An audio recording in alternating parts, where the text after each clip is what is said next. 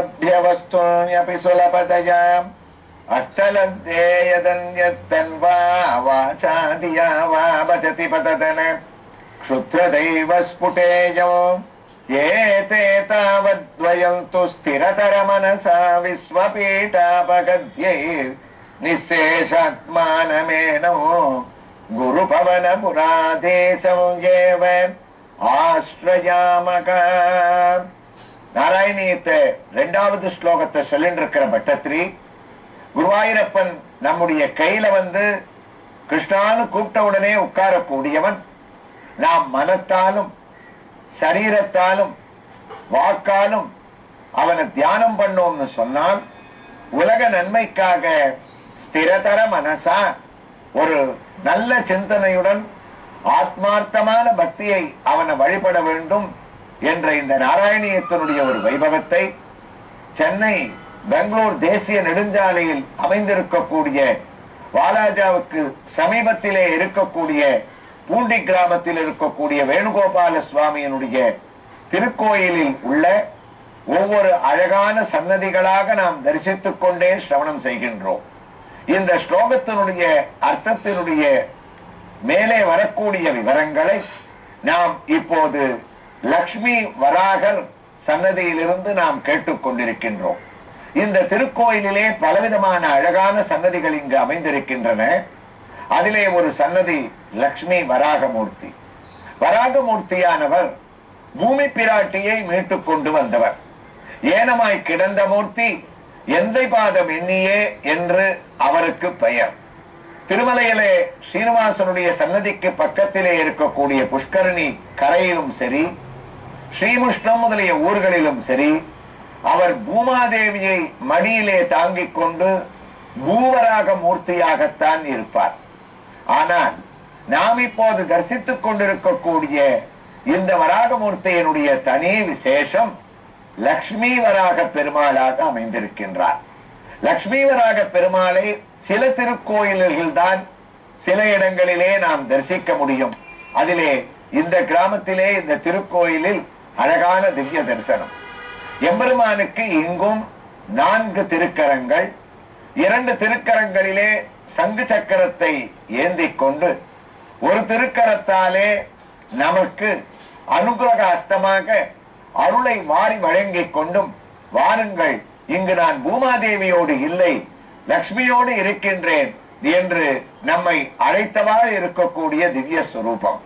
லக்ஷ்மியானவர் மார்பிலே அந்த எந்த மகாவிஷ்ணுவனுடைய திருமார்பை அலங்கரிப்பாரோ அகலகில்லேன் என்று உரையும் திருமார்பலாக இருக்கக்கூடிய மகாலட்சுமி அவளும் தன்னிடத்தை காலி செய்து கொண்டு பகவானுடைய மடியிலே இங்கு வந்து அமர்ந்து விட்டாள்.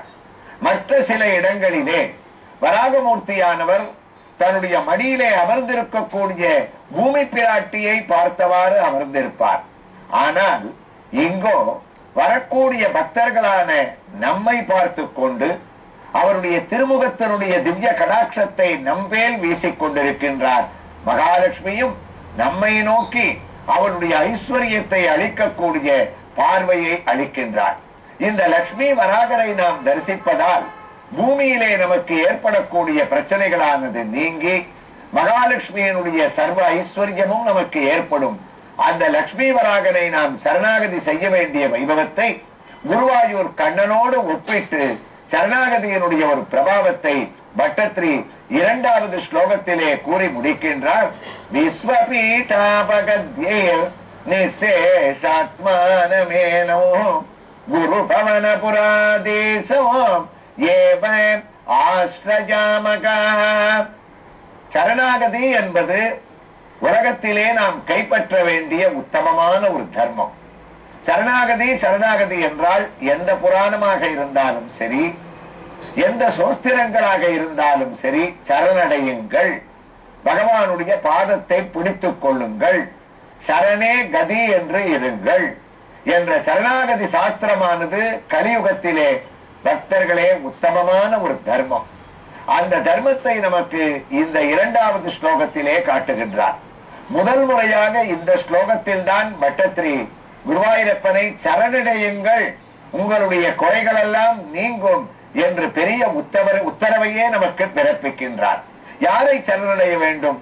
குருபவனபுராதீசம் ஏவ ஆஸ்ரயாமக.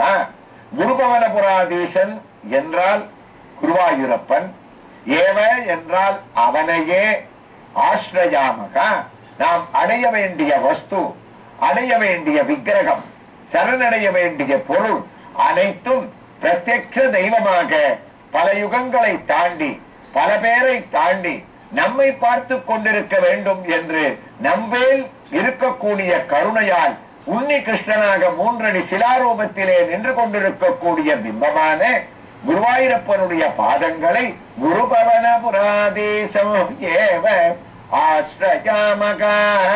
குருவாயூர் கர்ப்ப கிரகத்திற்கு அருகில் வந்து விட்டீர்கள், அவனுடைய பாதத்தை தேடுங்கள், பாத கமலத்தை கெட்டியாக பிடித்துக் கொள்ளுங்கள். இந்த இடத்திலே மகான்கள் நமக்கு காட்டக்கூடிய ஒரு பெரிய தத்துவம் நாம் எளிமையாக புரிந்து கொள்ள வேண்டியது. நாம் ஒரு திருக்கோயிலுக்கு சென்றோமே ஆனால், எந்த மூர்த்தி இருக்கக்கூடிய கோயிலாக இருந்தாலும் சரி, அங்கு சென்றவுடன் நாம் முதலிலே நம் கண்களால் திவ்ய தரிசனம் செய்ய வேண்டிய இடம் எதுவென்றால் பகவானுடைய அந்த இறைவனுடைய திருமுகம் இருக்கின்றதே, அதை நேரே நோக்க கூடாதாம், அதை தரிசிக்க கூடாது. நாம் உள்ளே நுழைந்தவுடன் அவருடைய பாதம் எங்கே இருக்கின்றது என்று நாம் தேட வேண்டுமாம். பாதத்தை நாம் பிடித்துக் கொண்டு திருவடியிலிருந்து திருமுடி வரை என்று சொல்லக்கூடிய எளிமையான தத்துவம் தான் சரணாகதி என்று பெயர். அவனுடைய திருவடியை நாம் பற்றுவது இருக்கின்றதே, அதற்குத்தான் சரணாகதி என்று பெயர். குருபவனபுராதீசம் ஏவ, அவனுடைய பாதத்தை பிடித்துக் கொள்ளுங்கள். நின்னருளங்கதியின்றி மற்றொன்றில்லேன், நெடுங்காலம் பிழை செய்த நிலை கழிந்தேன், உன் சரணே சரணென்னும் துணிவு பூண்டேன், உன் அருளுக்கு இனிதான நிலையுகழ்ந்தேன், கண்ணாவும் சரணே சரணென்னும் துணிவு பூண்டேன். உன்னுடைய நிலையை தவிர எனக்கு வேற கதி கிடையாது. சரணே சரண், சிக்கன பிடித்தேன்னு சொல்லுவோமே, அதைத்தான் இவர் பட்டத்திரி இந்த பாடத்துல இந்த ஸ்லோகத்துல முடிக்க செய்ய சொல்றார். பவனபுராதீசம் ஏவ, அவனை பிடிச்சுக்கோங்க. அப்ப நமக்கெல்லாம் ஒரு கேள்வி வருது. இந்த 2வது ஸ்லோகத்துல ஏவன்றது சரணாகதின்னு சொல்றாரு. அப்ப சரணாகதினா என்ன? அந்த விஷயத்தை நம்ம தெரிஞ்சுக்காம 3வது ஸ்லோகத்துக்கு தாண்ட முடியாது. ஏன்னா அனைவரும் அனுசரிக்க கூடிய, எளிமையாக பின்பற்றக்கூடிய ஒரு தர்மத்தை ரொம்ப சுலபமா இந்த ஸ்லோகத்தை முடிக்கச்சே சொல்லிட்டார். அதாவது சரணாகதி. சரணாகதினா அப்ப என்ன? சரணடைவது. யாரு சரணடைகிறது? பகவான சரணடையணுமா?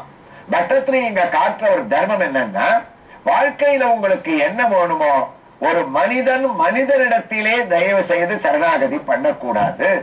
மனிதனை சரணாகதி பண்ண வேண்டாம். அப்படின்னா என்ன அர்த்தம்? சார், என் பையன் ஸ்கூல்ல பாஸ் பண்ணிட்டான், அவனுக்கு ஒரு காலேஜ் சீட் கிடைக்கணும், உங்களையே நம்பி இருக்கேன் அப்படின்ற அந்த ஏகாரத்தை மனிதனிடத்துல பிரயோகப்படுத்தக்கூடாதான். அவனுக்கு ஒரு வேலை கிடைக்கணும், உங்களையே நம்பி இருக்கேன், இதெல்லாம் வேண்டாமே, குருவாயூருக்கு வாங்க, கண்ணனிடத்துல நில்லுங்க, உங்களுக்கு என்ன வேணும்னாலும் குருவாயூரப்பா உன்னையே நம்பி இருக்க, இந்த காரியத்தை நீதான் முடிச்சு கொடுக்கணும்னு அந்த ஏகாரம் இருக்கே, தமிழ்ல இருக்கிற அந்த ஏகாரத்துக்கு தான் சரணாகதின்னு பேரு. அதத்தான் இவர் சமஸ்கிருதத்துல குருபவனபுராதீசம் ஏவ ஆஸ்ரயாமக, உன்னை தவிர வேற கதி இல்லைன்னு சொல்லணும்.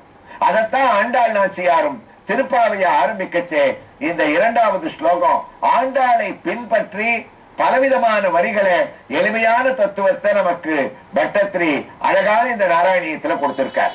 இவர் சொன்ன இதே ஏகாரமாகிய சரணாகதி இருக்க, அது ஆண்டாள் திருப்பாவையை நம்ம பெரட்டினோம்னா நாராயணனே நமக்கே பறை தருவான்னு ஆண்டாள் ஆரம்பிச்சாள். அவனையே பிடிங்க, அவனுடைய பாதத்தை தவிர நமக்கு வேற கதி இல்லைன்னு ஏகாரத்துல திருப்பாவை ஆரம்பம். முடியச்சே எப்படி வரும்?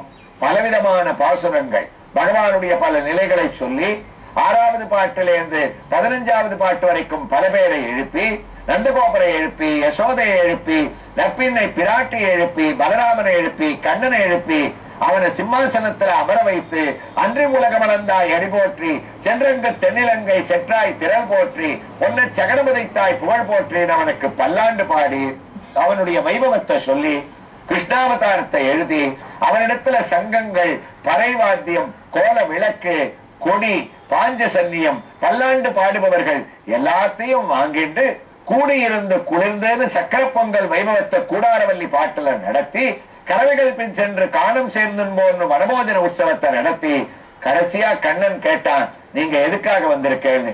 ஆண்டாள் சொல்ல வேண்டியது, உன்னை அடைய வேண்டிய பாவை நோன்பை நோற்றோம்னு. ஆனா ஆண்டாள் ஆரம்பித்தது பாவை நோன்பை தவிர அவன் பாவ நோன்பை முடிக்கவே இல்லை. கண்ணனிடத்துல சொன்னா, நீயே எங்களுக்கு திவ்ய தரிசனத்தை அளிச்சப்பறம் எங்களுக்கு எதுக்கு நோன்பு, அதனால நாங்க சரணாகதி பண்ணிடுறோம், உன்னையே அடைஞ்சிடுறோம். அதனால எத்தனை ஏகாரத்தை ஆண்டாள் திருப்பாவையை முடிக்கச்சே சொன்னானது நமக்கு தெரியும். சிற்றஞ்சிறுகாலே வந்து உன்னை சேவித்து உன் பொற்றாமரை அடியே போற்றும் பொருள் கேளாய், பெற்றம்மை துண்ணும் குலத்தில் பிறந்து நீ குற்றேவலங்களை கொள்ளாமற் போகாது, எற்றை பறிகொள்வான் அன்றுகான் கோவிந்தா, எற்றைக்கும் ஏழேழு பிறவிக்கும். இதான் சரணாகதி.